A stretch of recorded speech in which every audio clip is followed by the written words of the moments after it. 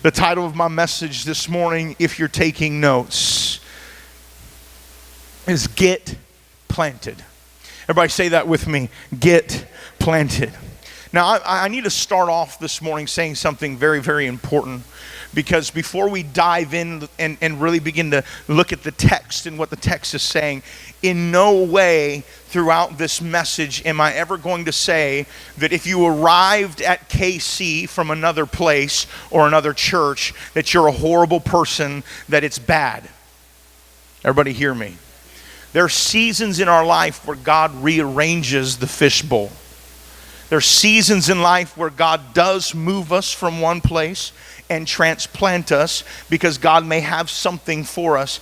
And I'm not, now just hear me for a second. I know that there are incredible churches on this island.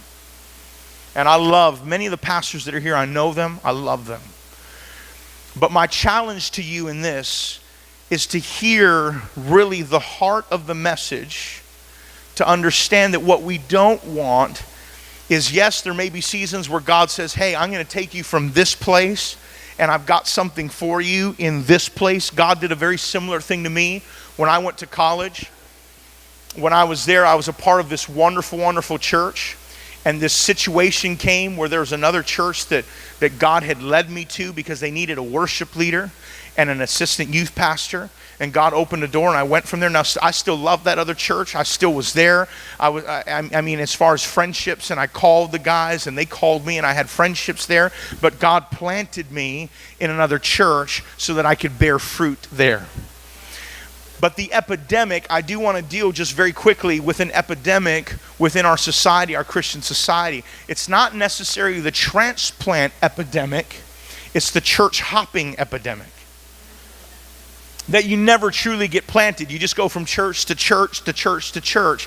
And the scary thing about that, if you can hear my heart, is if you were to take a tree and take that tree as in its infancy and pull that tree out of the ground, its roots exposed, put it into another ground, bury it, then in a couple weeks pull it out and put it into another ground and bury it, and then in a couple weeks pull it out, put it in another ground, bury it, and pull it out, and do this process over and over and over, what would happen to that tree?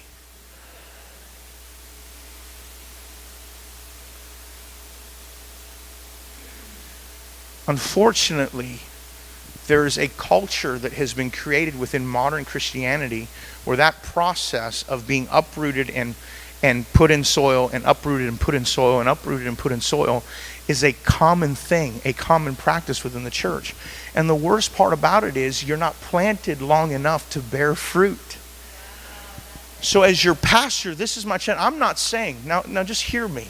I would love for every single one of you to be planted in this church for all eternity. I'm here. Hey, when you offend me, I don't get to go anywhere. So pastor don't get offended. Oh yeah? You offend me, I don't have the option. I don't just want to go to church today. I got offended by that. But I don't have that. I've got to be planted. Why? Because God's called me to bear fruit here. This is my challenge to you. Let us change the culture.